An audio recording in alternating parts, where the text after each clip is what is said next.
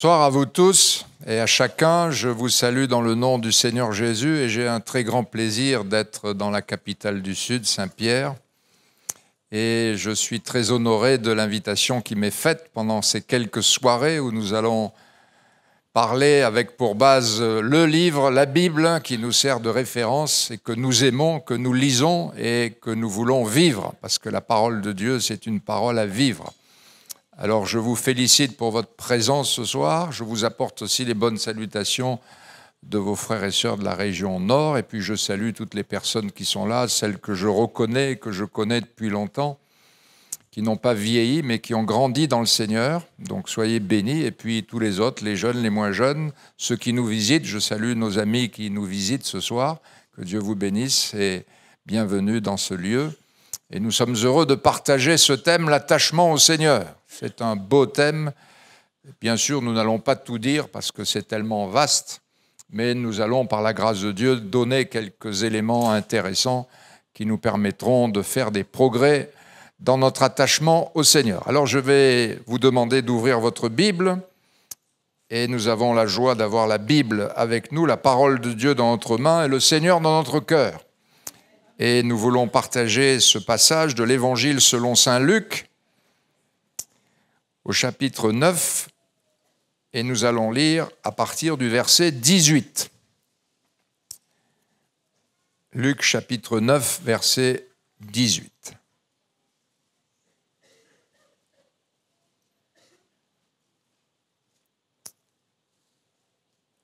Alors maintenant, on dit on va ouvrir la Bible, c'est comme ça que l'on faisait quand j'étais gamin, mais pour certains, on dit on va allumer la Bible, n'est-ce pas ? Puisque vous avez vos smartphones, vous êtes à la page, vous êtes à la mode. Mais si votre smartphone n'a plus de pile, vous vous réjouirez d'avoir le livre ouvert. Alors au verset 18. Un jour que Jésus priait à l'écart, ayant avec lui ses disciples, il leur posa cette question. « Qui dit-on que je suis ?» Ils répondirent « Jean-Baptiste », les autres « Élie », les autres « qu'un des anciens prophètes est ressuscité. » Et Jésus leur demanda « Et vous, qui dites-vous que je suis ?» Pierre répondit « Le Christ de Dieu. » Au verset 23, puis Jésus dit à tous, « Si quelqu'un veut venir après moi, qu'il renonce à lui-même, qu'il se charge chaque jour de sa croix et qu'il me suive.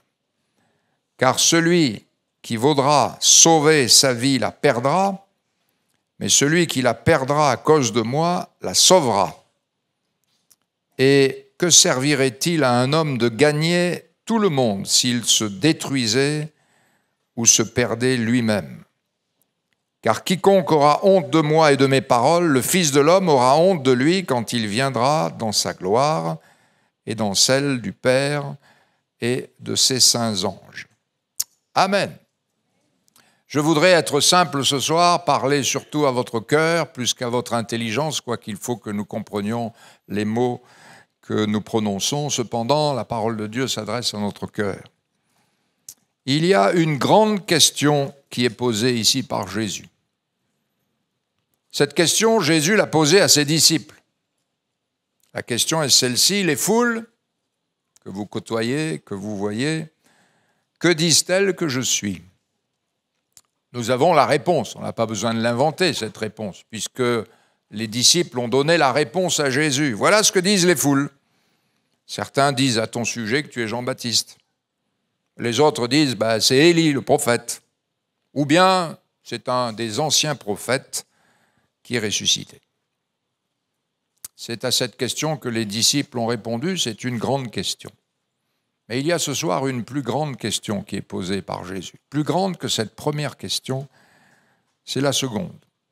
Se tournant vers ses disciples, il va leur dire, et vous, qui dites-vous que je suis ? Et peut-être cette question est posée à chacun d'entre nous. Et de cette question découle la réponse au thème que vous avez choisi ce soir, l'attachement à Jésus. Qui dites-vous que je suis ? La réponse de Pierre ici est résumée, nous l'avons dans d'autres textes de la Bible complète. Pierre dit ici, tu es le Christ de Dieu. Et la réponse complète de Pierre est dans Matthieu chapitre 16.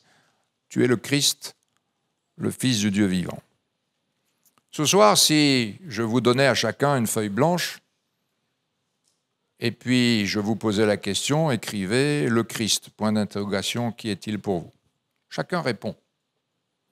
Chacun répond. À quoi notre réponse va-t-elle nous engager? C'est important. Cette question demande une réponse réfléchie. Et de cette réponse va découler une décision d'engagement sérieux et solennel qui va s'imposer. On ne peut pas répondre à cette question d'une manière insensée, d'une manière frivole. Notre position par rapport à Jésus et notre engagement vis-à-vis de lui doit être cohérent à la question qui est posée. Qui est Jésus pour moi? Qui est-il? Je ne te demande pas de me répondre audiblement ce soir, mais réponds à ton cœur pendant que je prêche, pendant que je te parle. Qui est Jésus pour toi? Et en fonction de qui il est, comment nous comporter par rapport à lui? La confession de foi par rapport à Jésus aura des répercussions dans nos vies. C'est évident. L'apôtre Paul dira, si tu confesses de ta bouche le Seigneur et si tu crois dans ton cœur que Dieu l'a ressuscité des morts, tu seras sauvé, parce que c'est en croyant du cœur qu'on parvient à la justice et en confessant de la bouche qu'on parvient au salut. Je ne sais pas si des fois, lorsque nous lisons la Bible, nous en comprenons la valeur et le poids des mots. Si tu confesses de ta bouche le Seigneur. Le Seigneur. Si tu te crois dans ton cœur que Dieu l'a ressuscité, c'est le ressuscité par excellence. C'est le ressuscité d'entre les morts pour ne jamais plus mourir. Et il dit que c'est en croyant du cœur et en confessant de la bouche qu'on parvient au salut. C'est-à-dire que là, une fois que nous avons compris qui est Jésus et son œuvre expiatoire à la croix qui aboutit à la résurrection, à la gloire, notre comportement va totalement changer parce que nous sommes maintenant sur le chemin du salut et non plus sur le chemin de la mort. Il y a un chemin avec ses règles, avec ses conditions, le chemin de la vie qui monte et qui est étroit. Et puis il y a le chemin en opposition avec ce chemin du salut qui est le chemin de la mort. Et notre engagement et notre affection seront toujours à la hauteur de ce que Jésus est pour moi. Et je répète cette question, qui est Jésus pour toi ce soir? Après peut-être quelques années de conversion, tu dis « je suis baptisé, un jour j'ai entendu l'évangile », je te pose la question « qui est Jésus pour toi ?» Peut-être tu suis un mouvement qui s'appelle Assemblée de Dieu, mais qui est Jésus pour toi? Peut-être tu dis « mes parents sont convertis depuis longtemps, je connais les paroles, je connais les histoires de la Bible, j'ai un rôle dans l'Église, j'ai un service. » Qui est Jésus pour toi? La question fondamentale. Notre engagement sera toujours à la hauteur de ce que Jésus est pour nous. Et notre engagement sera de respecter les exigences en rapport avec ce qu'il est. Si Jésus est rien pour nous, pourquoi voulez-vous que nous le respections? Mais par contraste, si Jésus est le Seigneur, vous vous rendez compte la différence? Si Jésus est mon Seigneur, s'il est mon Dieu, quelle différence? Permettez-moi un petit exemple. Je ne sais pas si cela vous siérait d'être invité au palais de Buckingham par le roi Charles III. Vous le connaissez? Moi non plus.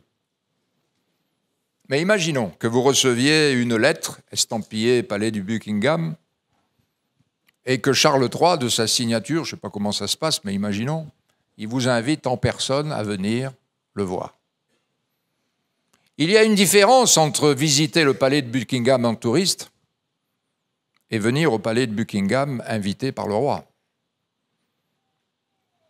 Je ne sais pas si ce palais se visite, mais imaginons qu'il se visite. Vous pouvez le visiter en touriste, vous payez votre ticket d'entrée, vous allez avec votre t-shirt La Réunion, l'est là, et vos 2 savates, et puis vous entrez au palais de Buckingham, vous visitez, vous ressortez, ça va pas plus loin.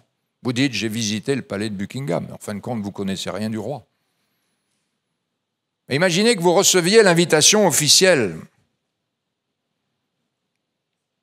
Et en rapport à cette question, mais qui est ce monsieur Charles III qui m'invite?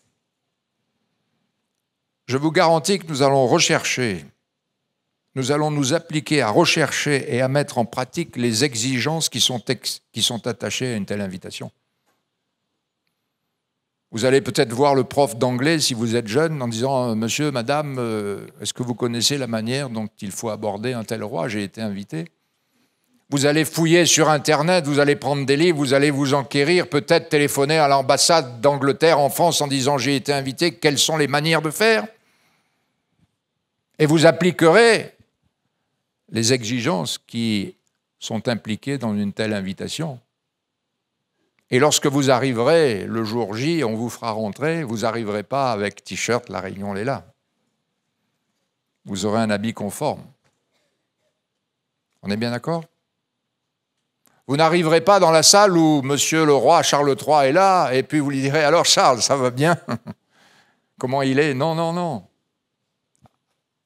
Vous attendrez qu'il vous parle avant de vous parler. Vous n'arriverez pas en disant « On fait un check, Charles ?» Non, vous ne l'appellerez pas Charles, même s'il s'appelle Charles. Vous apprendrez les règles, parce qu'il y a devant vous une personne digne. Oublions cette histoire. Plaise à Dieu qu'un jour vous y soyez invité. Pensez à moi. La question est celle-ci, qui est Jésus pour vous? Qui dites-vous que je suis? Un jour a dit Jésus.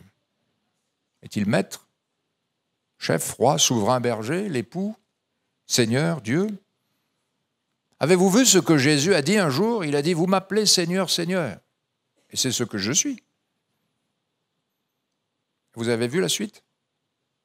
Il dit, et vous dites bien car je le suis. Et il ajoute, pourquoi m'appelez-vous Seigneur, Seigneur et ne faites-vous pas ce que je dis? Comprenons-nous? Nous n'avons pas simplement adhéré à une religion, une association dite cultuelle. Nous parlons d'attachement à celui qui est le Seigneur ce soir. Nous parlons à celui qui est mort mais qui est ressuscité. Nous parlons à celui qui est le Seigneur. Et le verset 23 nous donne quelque chose de fort et Jésus dit, si quelqu'un veut venir après moi. La liberté de le suivre est laissée à chacun. Dieu ne s'impose pas, il se propose. C'est une résolution personnelle. Si quelqu'un veut, Dieu ne force personne. Mais de cette volonté émane un engagement personnel, celui de venir après lui. Frères et sœurs, si nous disons disciple, ce mot disciple implique le maître. C'est logique. Si nous disons disciple, nous disons maître. Et ce maître sera toujours le premier en tout et partout.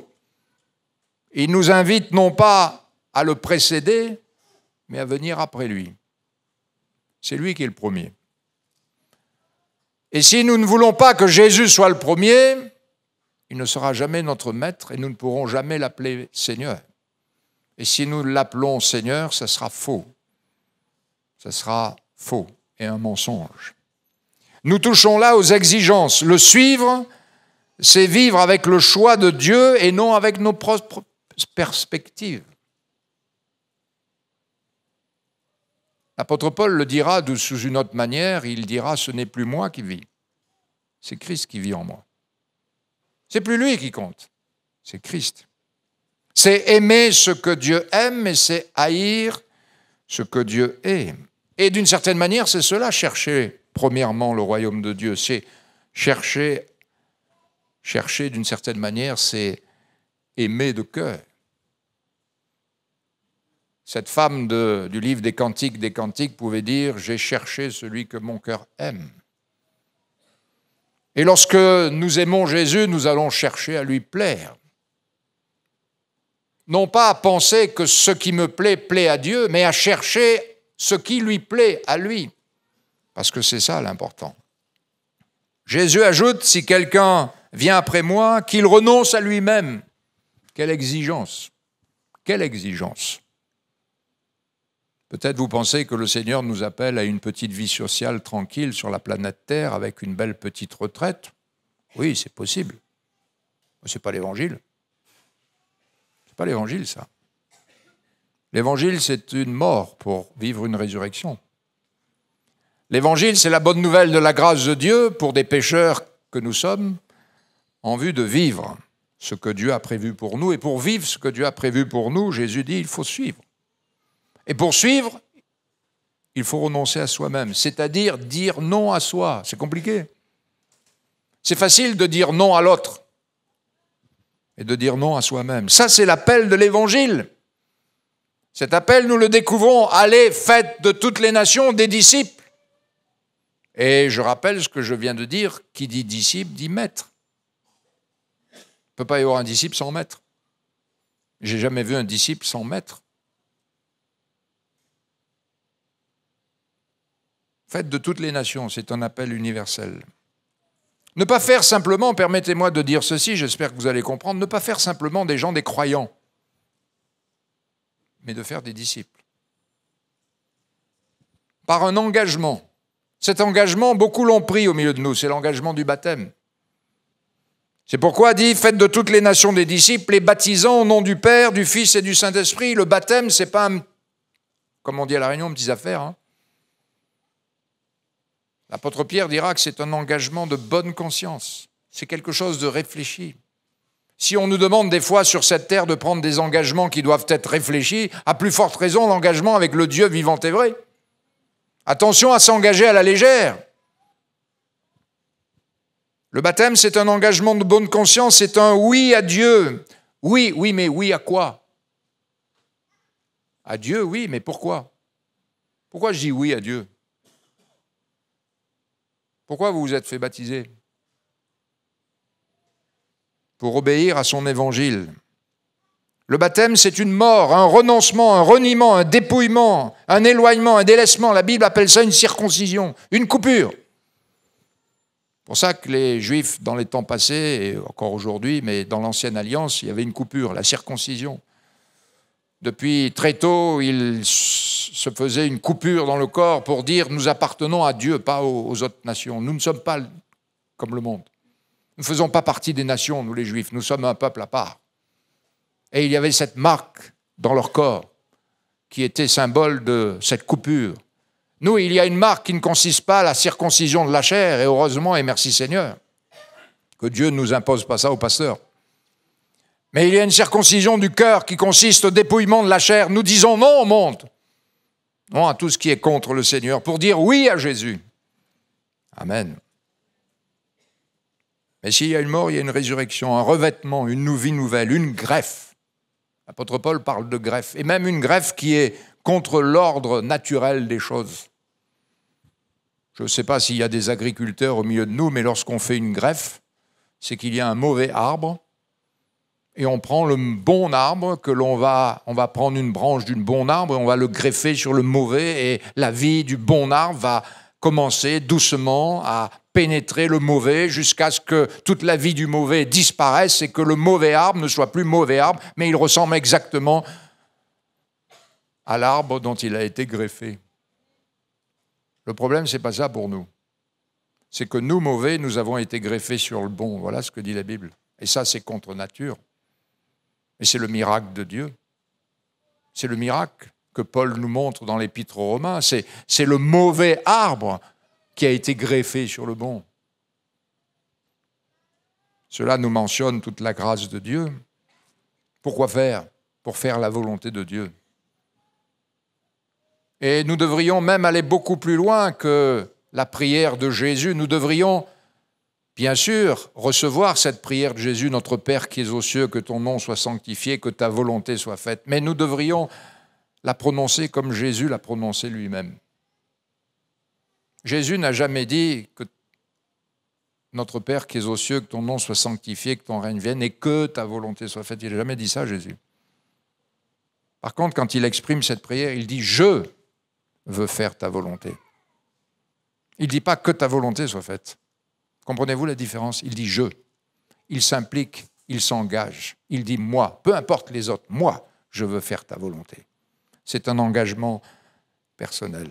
Quand on dit que ta volonté soit faite, presque si les gens disent que les autres fassent la volonté de Dieu, après on verra si je peux la faire. Non, peu importe les autres.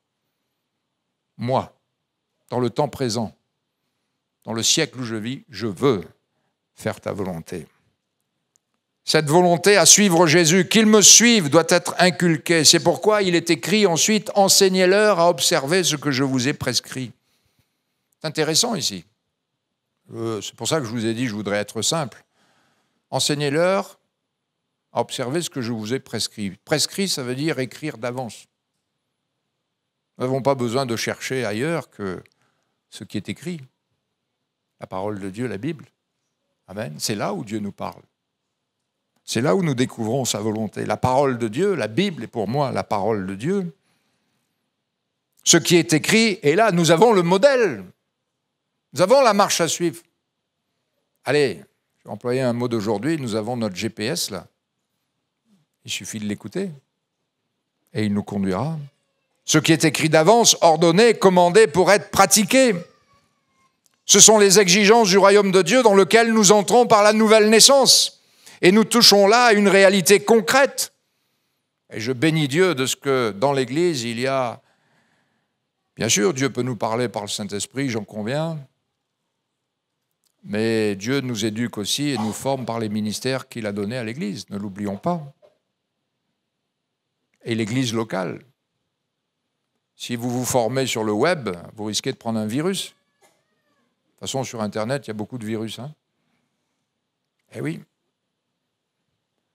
Faites attention. Vous savez, quand on n'est pas spirituellement mature, parce qu'on est un peu bébé spirituel, on est un peu comme les enfants. Tout ce qu'ils trouvent par terre, qu'est-ce qu'ils font?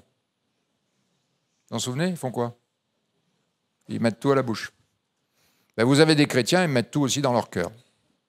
Tout ce qu'ils voient, Internet, ils voient un écran avec un monsieur qui se dit apôtre, prophète, enfin bref. Et là, c'est le meilleur, parce que derrière, il y a tout un décor. Et puis, il parle de Jésus, oui. Et comme vous ne savez pas discerner, au beau milieu, vous avez une goutte de poison. Et vous ramassez tout. Et après, vous voyez votre église plus du même œil. Vous venez voir votre pasteur et vous lui dites, vous ne comprenez rien, pasteur. Lui, là-bas, il est fort, lui. Lui, là-bas, c'est le meilleur. Et votre église n'est plus bonne à rien. Pourtant, c'est là que vous avez grandi, c'est là que vous avez été sauvés. Et par la prédication de l'évangile du pasteur lui-même que vous avez été sauvés, baptisés. Mais là, vous ne comprenez plus rien parce que tout d'un coup, votre coco, il bloque. Vous voyez? Et vous pouvez avoir une bassine d'eau pure de la Réunion, vous savez, l'eau de nos montagnes. Vous avez dans une bassine 10 litres d'eau formidable. Et si elle est pure, vous la buvez, c'est formidable. Mais si vous mettez juste une demi-goutte de poison, est-ce que vous la buvez? Qu'est-ce que vous faites? Vous jetez tout.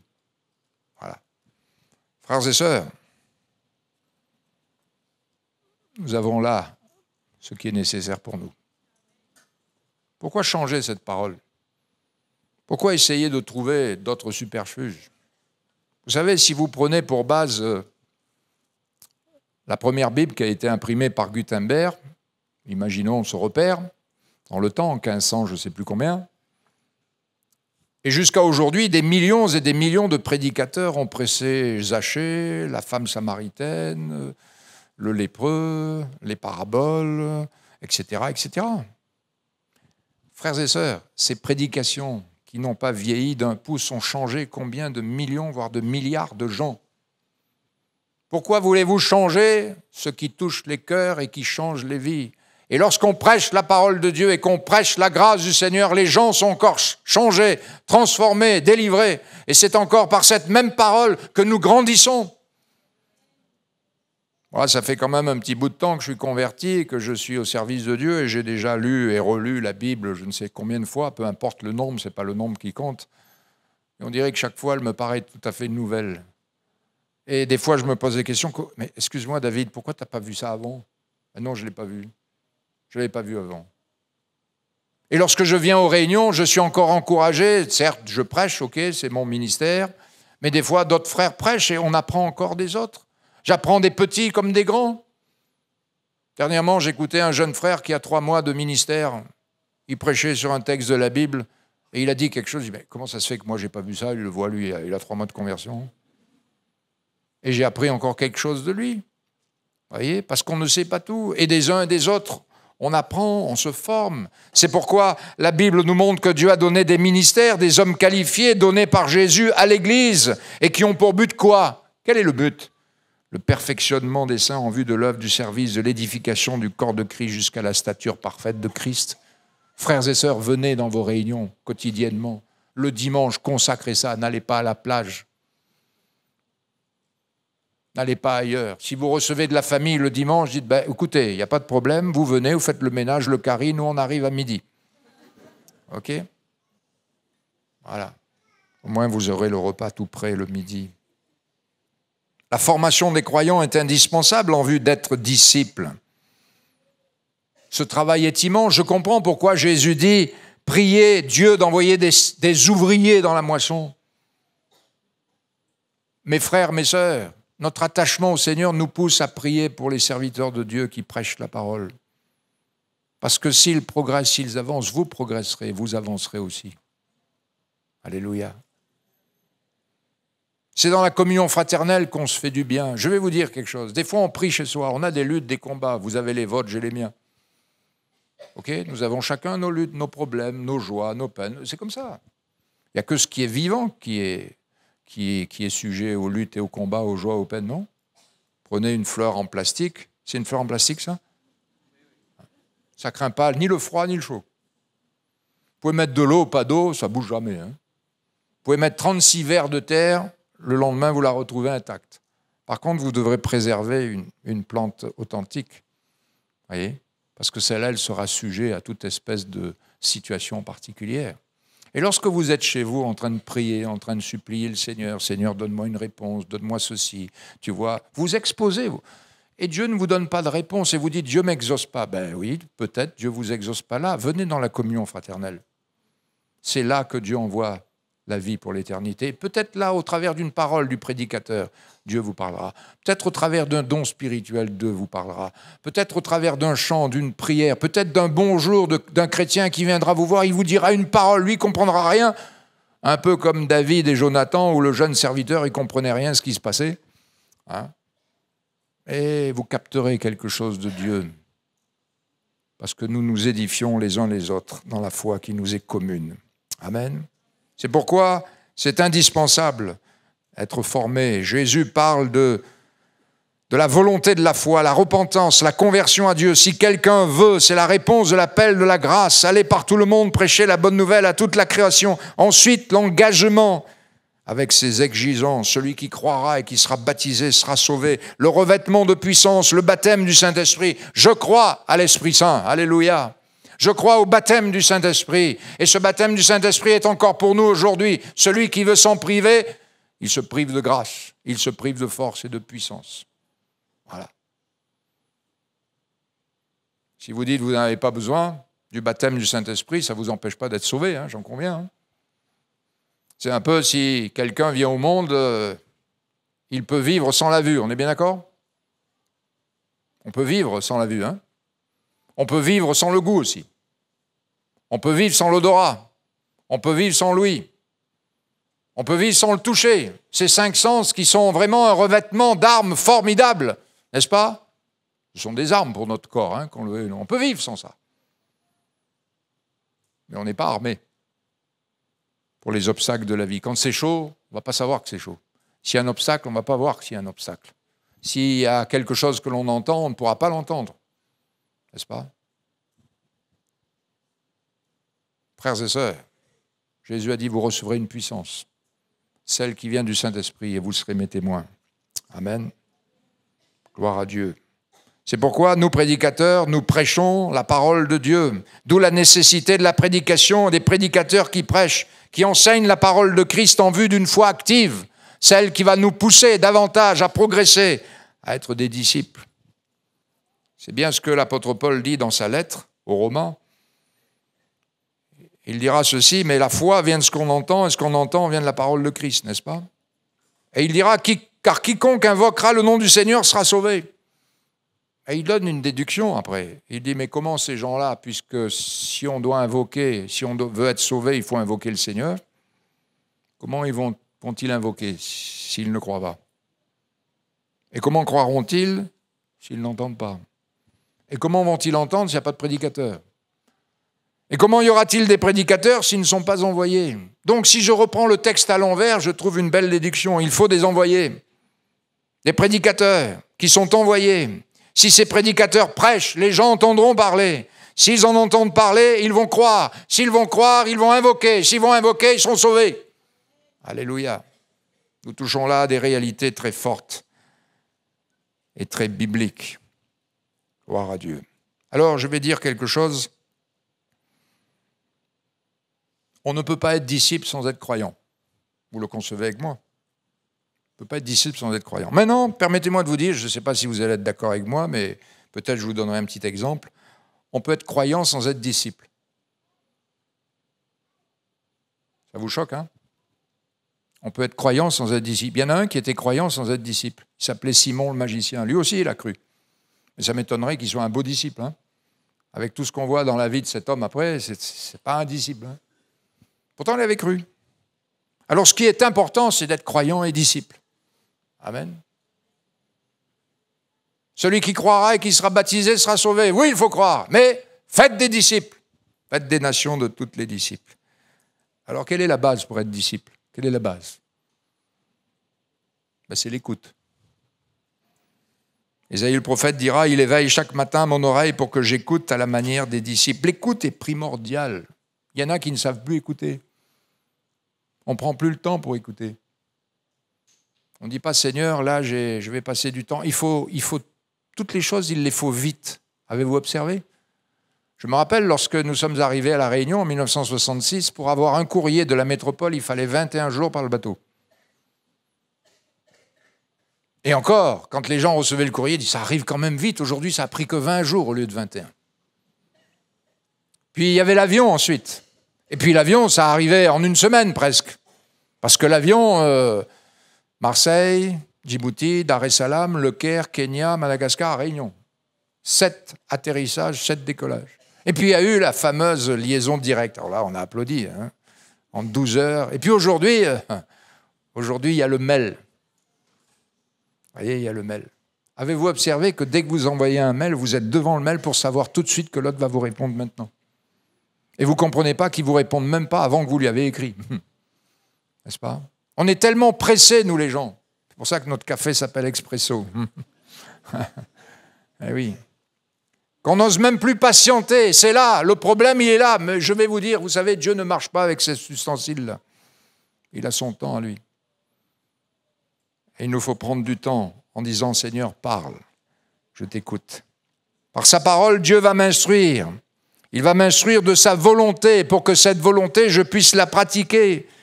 Mais soyons honnêtes, basique, simple. Comment connaître la volonté de Dieu si on n'écoute pas? Vous pouvez me dire? On va inventer, on va supposer, on va croire que. Nous devons écouter. Les ministères sont là pour que nous puissions aussi écouter. Lorsque vous entendez la parole de Dieu, vous entendez quelque chose, vous écoutez. Pourquoi faire? Pour me perfectionner, voilà ce que dit la Bible. Pour que je puisse servir. Servir à quoi? Non pas me servir, servir pour que l'Église tout entière puisse grandir. Voilà ce que dit la Bible. Pour qu'ensemble nous soyons un et que nous connaissions davantage Jésus, pour arriver à une croissance de maturité, pour qu'il y ait de l'ordre, de la cohérence, de la solidité, de la croissance dans l'amour. Amen. Si j'écoute, il me formera. Prenons quelques exemples très simples, basiques.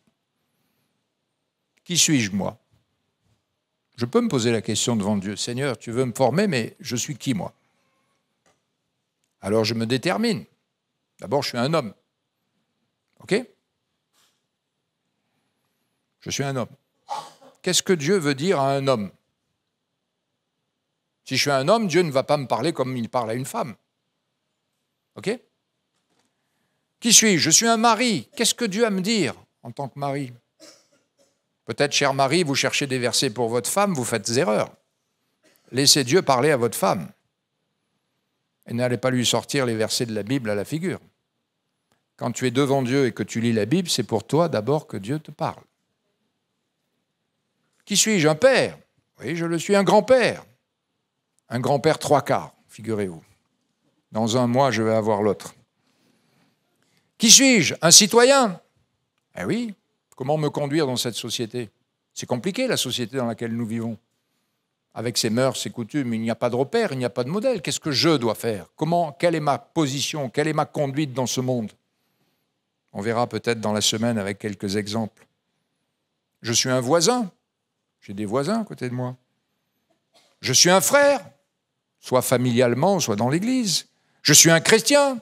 Quelle est ma position? Je suis un pasteur. Seigneur, qu'est-ce que tu me dis? Quelle est ta parole? Quelle est ta volonté? Qui es-tu? Qui es-tu? Un jeune homme? Qu'est-ce que Dieu te dit en tant que jeune homme? Ah oui. Tu es une personne âgée? Qu'est-ce que Dieu te dit en tant que personne âgée? Est-ce que tu le sais? Est-ce que tu sais écouter? Tu as un mari, une épouse, un ado, une fille, un garçon? Qu'est-ce que Dieu te dit? Qu'est-ce que Dieu t'enseigne? Allez, allons plus loin. Basique, simplement, par rapport à la vie d'aujourd'hui. Qu'est-ce que Dieu t'enseigne sur ton corps? Qu'est-ce que Dieu t'enseigne sur son corps, jeune fille? Qu'est-ce que Dieu t'enseigne sur ton corps, jeune homme? Qu'est-ce que Dieu t'enseigne sur ton âme? Qu'est-ce que Dieu t'enseigne sur ton esprit? Allez, je vais ouvrir cette parenthèse, je la fermerai vite. Qu'est-ce que Dieu t'enseigne sur ta vie sexuelle? Parce que Dieu parle, puisque c'est Dieu qui a mis cela au niveau des hommes et des femmes. Qu'est-ce que Dieu nous enseigne à ce sujet? Qu'est-ce que Dieu m'enseigne au sujet de mes pensées? Seigneur, j'ai des mauvaises pensées. Viens, demande-lui qu'est-ce qu'il en pense, qu'est-ce qu'il veut et quel est le moyen de délivrance. Il te donnera ce qu'il faut. Qu'est-ce que Dieu m'enseigne? J'irai même plus loin. Qu'est-ce que Dieu m'enseigne au sujet de mon look? Eh oui. Est-ce que ça te plaît, Seigneur, ou ça ne te plaît pas? Est-ce que tu marcherais avec moi dans la rue comme je suis ou pas? Ou tu dirais non, non, passe devant parce que là... Hein? Eh oui. Ah, vous croyez que ça ne touche pas là? Jésus a dit qu'il renonce à lui-même. Hein? C'est écrit dans la Bible. Qu'est-ce que Dieu m'enseigne sur mes fréquentations? Qu'est-ce que Dieu m'enseigne? Allez! Vous savez, des fois, nous avons des invités que nous invitons chez nous et nous les invitons uniquement dans le salon. Jamais nous leur faisons visiter la chambre à coucher ou le grenier. Garde pas autre, hein? Ben, je vais vous dire une chose, tout ça, ça regarde le Seigneur. Qu'est-ce que Dieu m'enseigne sur mon argent? Pas simplement le fait de donner à l'Église, comme si nous étions des gens qui demandions des offrandes. Non, non, non. Comment gérer mon argent? Qu'est-ce que Dieu veut? À quoi Dieu m'appelle avec mon argent? Acheter la BMW qui coûte 50 ou 80 ou 120 000 et puis permettre que mes enfants ne mangent pas à table. Bon, je prends peut-être un exemple très excentrique, d'accord, pour ne gêner personne, mais comprenez mon langage. Qu'est-ce que Dieu m'enseigne au sujet de mes dépenses? Qu'est-ce que Dieu m'enseigne au sujet de la gérance, de l'acquisition de mes biens, de la relation avec autrui? Qu'est-ce que Dieu m'enseigne au sujet de mon caractère? Quelqu'un un jour m'a dit « Je suis comme ça, je ne peux pas changer. » Si tu peux changer, Dieu peut te faire mourir pour que tu ressuscites. Dieu peut changer tout ça. Amen. Et peut-être dans ce cas, nous avons besoin d'un miracle. Alors lorsque j'ouvre la Bible, j'ai toujours deux questions qui doivent revenir à ma pensée. Qu'est-ce que Dieu dit? C'est important, qu'est-ce que Dieu dit? Et c'est très vague encore. Appliquez la deuxième question. Qu'est-ce que Dieu me dit? Qu'est-ce que Dieu me dit? Au travers du texte. Qu'est-ce que Dieu me dit? Il y a dans la Bible, comme dira Paul, la règle de doctrine. Le modèle présenté par l'enseignement fondamental auquel je dois me soumettre. C'est la doctrine qui est donnée comme une règle à suivre. Une conduite digne, dit la Bible. La conduite digne, c'est une conduite selon les règles. Voilà ce que c'est la conduite digne. À laquelle un disciple n'aura aucune difficulté à obéir de cœur, parce qu'il aime son maître. N'est-ce pas le modèle des saintes paroles que nous avons reçues et que nous devons retenir dans la foi et dans l'amour? Gloire à Dieu. Jésus dit qu'il me suive. Comment le suivre s'il n'y a pas d'attachement, s'il n'y a pas d'amour? Comment le suivre si nous ne l'écoutons pas? C'est facile à suivre si la route est tracée. Si à la lumière, c'est facile. Qu'est-ce que Jésus dit? Je suis le chemin, la vérité et la vie. Je suis la lumière du monde. Celui qui me suit ne marchera pas dans les ténèbres. Il aura la lumière de la vie. Nous faisons beaucoup d'erreurs parce que nous n'écoutons pas Jésus. Dieu est capable de résoudre beaucoup de problèmes de nos vies si nous l'écoutons, et il est capable aussi de nous éviter beaucoup de problèmes si nous l'écoutons également. Alléluia. Que dit la Bible? Dans l'Église primitive, ils persévéraient dans l'enseignement des apôtres. Pourquoi voulez-vous que ça change? Nous avons le modèle là. Bien sûr, ça peut changer parce que nos salles ne sont pas comme peut-être les salles du 1er siècle, j'en conviens. Il ne nous est pas dépeint une salle du 1er siècle. Vous savez comment elle était, la chambre haute? Elle était peinte comment? Y avait-il des chaises? Il est dit qu'ils étaient tous assis, mais étaient-ils assis sur des chaises ou par terre? Vous ne savez pas. Les églises du 1er siècle, vous savez comment leurs réunions se déroulaient? Qui faisait chanter? Y avait-il des musiciens? Y avait-il une chorale? On ne sait pas. Comment prenait-il la Sainte Seine? On sait qu'il la prenait avec le pain et le vin, mais comment il faisait? Est-ce qu'il y avait des gens qui distribuaient le pain et le vin? C'était les sœurs, les frères? Ou alors tout le monde venait là? Ou allez savoir comment ça se passait? On ne le sait pas. Ce n'est pas ça qui est important. Ce n'est pas ça qui est important. Ce qui est important, c'est cette base essentielle où ils persévéraient dans l'enseignement des apôtres. Et nous voyons qu'en persévérant dans l'enseignement des apôtres, dans la parole de Dieu, l'enseignement des apôtres, ce n'était pas l'invention des apôtres. C'était l'explication de ce que Jésus avait dit. C'est ça l'enseignement des apôtres. Et d'une certaine manière, si vous voulez voir la chose, tout est résumé dans un seul commandement. Tu aimeras Dieu et ton prochain comme toi-même et aimez-vous les uns les autres. Et si nous prenons toutes les lettres des apôtres, vous pouvez fixer cette orientation qui est là. Aimez-vous les uns les autres, vous avez la marche à suivre là dans ce domaine. Et que dit la Bible? Parce qu'ils persévéraient dans l'enseignement des apôtres, le nombre des disciples augmentait. Les disciples se multipliaient. Ce n'est pas écrit les croyants. Oui, c'était les croyants, il faut croire. Mais tous ces gens devenaient des disciples qui voulaient écouter, grandir à l'image de Jésus. Alléluia. Et la parole de Dieu se répandait de plus en plus. Le nombre des disciples augmentait.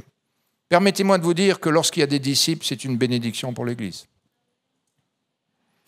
C'est bien les disciples. C'est écrit comme ça dans la Bible. Ce sont les disciples qui ont fait partir Paul dans une corbeille, non? Ce sont les disciples qui ont entouré Paul alors qu'il était lapidé et qu'il se leva. Les disciples, vous pouvez les exhorter, les affermir à demeurer dans la foi parce qu'ils sont toujours en désir d'apprendre constamment. C'est parmi même les disciples, permettez-moi de souligner cela, peut-être c'est une clé pour l'avancement de notre Église ici à La Réunion, c'est parmi les disciples que sont nommés les anciens dans chaque ville. Amen. Et c'est encore les disciples qui ont appelé l'apôtre Pierre, parce qu'il se soucie des autres pour que Tabitha soit guérie et ressuscitée. Amen. Il y a quelques disciples qui sont fort intéressants dans la Bible. Vous connaissez Ananias, ce fameux disciple? Il n'est pas dit qu'il était pasteur, docteur, évangéliste, prophète. Il est dit un disciple. En plus, dans un pays particulier, à Damas, à la ville de Syrie, c'est particulier. Et quand vous voyez cet homme, c'est vraiment un homme qui est attaché à Dieu, non? Il est là dans son culte personnel. On ne sait pas ce qu'il fait dans sa maison, peu importe, mais sa relation avec Dieu, vous savez, la communion avec Dieu, c'est la meilleure liaison sans fil au monde. Alléluia. Il est en communion avec Dieu, il y a une intimité, et puis Dieu lui parle. Il ne s'affole pas quand Dieu lui parle. Il dit, c'est qui? Non, il connaît la voix du Seigneur. Il sait que ce n'est pas la voix du diable. Non. Il sait faire la différence. Quand Dieu lui parle, il dit, Seigneur. Formidable, hein? Avons-nous une telle intimité, une telle connaissance de Dieu? Mais pour cela, il faut être attaché au Seigneur, mes frères et sœurs. Si vous n'êtes pas attaché à Jésus, si vous ne connaissez pas sa voix, comment vous faites? Vous savez, quand je téléphone à ma femme, vous savez ce que je lui dis, la première chose que je lui dis au téléphone? Vous ne savez pas? Eh bien, je dis exactement ce que tous les frères disent à leurs femmes. Et que toutes les sœurs, quand elles téléphonent à leur mari... Non, les sœurs disent autre chose. Quand je téléphone à ma femme, je lui dis, c'est moi. N'est-ce pas? Quand les femmes téléphonent à leur mari, elles disent, t'es où?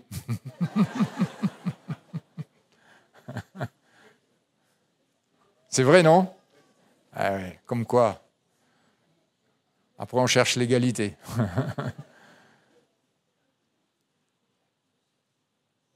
Et elle n'est pas comme la dame de la sécurité sociale qui me demande, monsieur, déclinez votre identité, déclinez votre numéro de sécurité sociale, votre mail, votre numéro de téléphone. Non, non, elle sait que c'est moi. Vous savez pourquoi? Parce qu'elle a été tellement habituée à ma voix que plus personne ne peut la tromper. Qu'est-ce que Jésus dit? Mes brebis entendent ma voix et me connaissent. Même à ses disciples, Jésus ne disait pas, c'est moi, Jésus-Christ de Nazareth, né de la postérité de la... Il ne parlait pas comme ça. Il disait, c'est moi, n'ayez pas peur. Savons-nous apprécier la voix de Jésus? Savons-nous la connaître? Et c'est cette voix qui nous permettra de différencier toutes les voix de la planète. Il y a tellement de voix sur la planète. Vous voyez? Jésus a dit, mes brebis entendent ma voix. Et la voix de Jésus, elle est où? Où c'est qu'on l'entend, cette voix de Jésus, mes frères et mes sœurs? Où c'est qu'on l'entend? Là. Là. Chaque matin, tu éveilles mon oreille pour que j'écoute. Devenez familier du Seigneur. On ne pourra plus vous tromper. Ouais. Avez-vous observé que des fois, même si on ne connaît pas toute la doctrine, on ne sait pas peut-être comprendre tout, examiner tout, mais il y a des choses que vous entendez, puis il y a quelque chose au fond de votre cœur qui dit « Non, il les a fait. Il ne comprend pas, il ne peut pas expliquer, mais non, elle a fait, elle n'est pas bon. » Ça vous est jamais arrivé, ça? Oui, elle a fait, elle n'est pas bon. Vous savez vous-même intuitivement, parce que vous savez que ça, c'est pas ce que Jésus fait, c'est pas ce qu'il veut, c'est pas ce qu'il dit. Amen. Ananias était un homme de communion avec Dieu, choisi par Dieu pour une œuvre précise. Comment voulez-vous que Dieu vous choisisse dans une œuvre précise si vous n'êtes pas en communion avec Dieu? Vous allez confier un travail de précision à quelqu'un que vous ne connaissez pas, vous? Ananias était un homme de cette trempe. Rappelez-vous Timothée, ce jeune homme, c'était un disciple, il rendait un bon témoignage, et les frères même de son église rendaient un bon témoignage. Ce n'est pas étonnant qu'il fût saisi pour le ministère avec Paul. Puis il y en a un autre qui est intéressant, il s'appelle Nasson. Ça vous dit quelque chose, Nasson? Le disciple Nasson? Ah, il faudrait que j'aille le voir dans le ciel, parce que lui, il n'est pas très connu dans la Bible, il y a juste un petit verset, mais la Bible dit que c'était un disciple de longue date.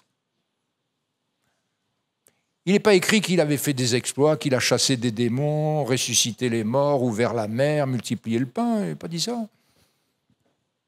La seule chose qu'il ait dit, c'est un gars de longue date, disciple, un gars fidèle. Et je bénis le Seigneur pour tous ces frères et sœurs que je vois, qui sont comme moi du siècle dernier, et qui sont toujours là. Allez écouter leurs témoignages. Ils en ont subi des épreuves, des luttes. Vous savez, les situations des fois ils sont là, toujours là, plantés comme un olivier dans la maison de Dieu, la fidélité. Ils n'ont peut-être pas fait des grands exploits. Ouais, fidèles avec Dieu. Nasson, un disciple de longue date. Amen. Et qui en plus, ce disciple, il avait une particularité, lorsqu'on lit son histoire, c'était un homme ouvert à l'hospitalité. Quand Paul et ses collègues sont venus, il a ouvert sa maison à l'hospitalité. Et puis, il n'y a pas que des hommes. Il y avait cette femme qui s'appelle Tabitha, n'était-elle pas une disciple aussi? Elle était aimée et elle aimait. Et dans sa vie, ce qui marque ce disciple, cette disciple, c'est le désintéressement, elle se vouait aux autres. Amen. Et je comprends pourquoi Jésus dit, si quelqu'un veut venir après moi, qu'il me suive, qu'il se charge de sa croix. C'est difficile la croix, non? C'est quoi la croix? La croix, c'est pas un petit ornement. Si vous avez un petit ornement, ça n'empêche pas, mais ce n'est pas la croix de Jésus, ça. Ça c'est un truc à 2 balles ou à 100 balles ou à 3000 si c'est en or avec un diamant, mais la croix, c'est un élément de torture. La croix, c'est un élément de mort, un élément de souffrance. C'est ce que la Bible dit, c'est par beaucoup de tribulations qu'il faut entrer dans le royaume de Dieu. Cela demande des efforts, de la constance, de la persévérance, de la fidélité, de la ténacité. C'est un pèlerinage douloureux, mais au bout, il y a une récompense, la couronne de justice, la couronne de la vie, la couronne incorruptible de gloire. Amen. Je reprends la question du début, frères et sœurs, et on va terminer. Qui est Jésus pour vous? À la réponse à cette question va dépendre l'ardeur de votre attachement au Seigneur. Comprenez-vous ça? Jésus a dit, tout disciple accompli sera comme son maître. Bien sûr, il peut faire comme son maître, mais c'est avant tout disciple sera. Gloire à Dieu. Jésus termine ce texte que nous avons lu en disant « Celui qui aura honte de moi et de mes paroles, le Fils de l'homme aura honte de lui quand il viendra dans sa gloire et dans celle de son Père et de ses saints anges. Il viendra en ce jour-là pour être admiré par tous ceux qui lui appartiennent et qui croient en lui. » La foi, l'obéissance et l'amour, c'est le trio formidable de la vie chrétienne et des disciples. Vous ne pouvez pas avoir l'un sans avoir les autres. Ce n'est pas possible. C'est même le test que donne l'apôtre Jean pour savoir si on est véritablement né de nouveau. La foi, l'amour, l'obéissance. Si j'obéis, c'est que j'aime et je crois. Si je crois, c'est parce que j'aime et je veux obéir. Et si j'aime, c'est parce que je crois et que je désire obéir. Tout ça, ça va avec. S'il en manque un, les autres sont éteints aussi. Ça ne marche pas. Alors, frères et sœurs, est-ce qu'il ne serait pas ce soir nécessaire et utile pour vous comme pour moi et vous, si nous sommes fidèles, continuons à l'être jusqu'au bout. Alléluia. Et même si nous n'avons pas de délivrance ici-bas pour telle ou telle raison, rassurez-vous, la délivrance, elle nous appartient quand même. Je disais ça à une brave sœur dernièrement. Je disais, vous savez, Jésus n'a pas été délivré sur la terre. Il est mort. La délivrance, il l'a eue après la mort par la résurrection. Paul disait, Dieu me délivrera. Il n'a pas été délivré sur la planète Terre. Néron lui a coupé la tête. Mais la résurrection que Jésus nous a promise, c'est la délivrance suprême. C'est l'ultime délivrance. C'est la réponse de Dieu à la victoire glorieuse qu'il nous a acquise en Jésus-Christ pour nous aujourd'hui. Alors, respectons notre engagement, l'engagement du baptême. Et les catholiques, ils ont une expression intéressante, non pas qu'il faut suivre ce qu'ils disent, parce qu'ils disent des fois des bêtises à côté, mais ils ont une expression, ils disent ceci, je l'ai entendu, mais juste sur l'expression, elle est intéressante. Après, je vais l'expliquer. Soyons fidèles à notre baptême. Frères et sœurs, bon, eux, ils baptisent les enfants, c'est autre chose. Mais si nous prenons uniquement cette phrase, est-ce que nous ne pouvons pas être fidèles au baptême que nous avons pris? Qu'avons-nous dit le jour où nous sommes fait baptiser? Seigneur, je veux te suivre. C'est pas ça? Soyons fidèles. Pourquoi il y a tant de divorces dans ce monde? Pour une raison simple, c'est que les gens ne sont pas fidèles au oui qu'ils ont dit au départ. Ils ne sont pas fidèles au oui. Le petit oui, ce petit mot de 3 voyelles qui pèse des tonnes et qui nous engage.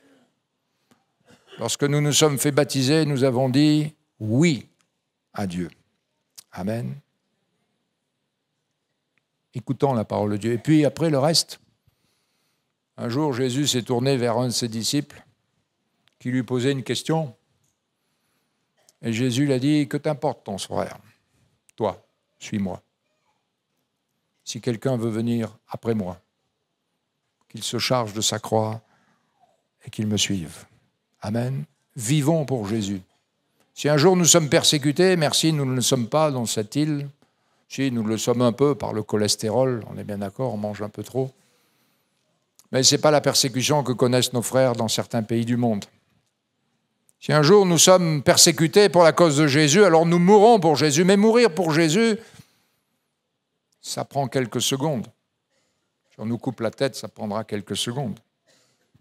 Vivre pour Jésus, ça prend des années. Vivez pour Jésus. Servez-le de tout votre cœur. Aimez-le. Je reviens à la question du départ et après on prie. Qui est Jésus pour toi, mon frère? Qui dites-vous que je suis? Jeune homme, qui est Jésus pour toi? Jeune fille, qui est Jésus pour toi? Mon frère, ma sœur, qui est Jésus pour toi? Toi, personne âgée, qui est Jésus pour toi? Selon la réponse que tu donnes, dépendra l'engagement et l'affection et l'attachement que tu as à Jésus. Amen. On va prier le Seigneur. Père Céleste, nous sommes tous réunis dans ta présence. Ce moment est solennel. parce que tu nous regardes tous. Et tu pourrais nous regarder tous dans les yeux, semblables à Pierre que tu as regardé un jour face à face et auquel tu as dit « Pierre, m'aimes-tu » ? Tu pourrais nous regarder aussi dans les yeux en disant « Mais toi, qui dis-tu que je suis » ? Seigneur Jésus, je t'en supplie, nous voulons nous attacher à toi plus que toute autre chose. Sur cette terre, tout disparaît. Toi, tu demeures. Tu nous as donné la vie, l'éternité, l'espérance. Tu nous as même, avant la fondation du monde, choisis pour que nous soyons consacrés à toi. C'est pourquoi ce soir, je prie de bénir mes frères, de bénir mes sœurs. Que l'on sache, dans cette ville de Saint-Pierre et dans toute cette île de la Réunion, que nous appartenons à Christ, que nous sommes attachés à Jésus et que quoi qu'il arrive, nous resterons fidèles à Dieu. Même si nous souffrons, même si nous n'avons plus rien, même si le monde s'efface, même si tout s'estompe autour de nous, Seigneur, nous resterons attachés à toi. Nous voulons le confesser ce soir dans ce lieu avec les frères et sœurs, dans ce moment de piété, de solennité, de joie, de paix, de fraternité. Mais Seigneur, lorsque nous serons seuls ce soir dans notre chambre, où il n'y a personne pour nous entendre, pour nous voir, mais où le Père Céleste est là dans le lieu secret, nous voulons dire, Seigneur, nous voulons rester, et je veux rester attaché à toi, et je veux te suivre en portant ma croix. Je ne sais pas de quoi sera-t-elle faite cette croix, mais Seigneur, je sais en qui j'ai cru. Je sais que tu es mon Sauveur et mon Dieu. Alléluia. Et même si ici-bas, je n'ai pas toutes les réponses à mes questions, je sais que tu me tiendras dans ta main. Béni soit Jésus. Alléluia.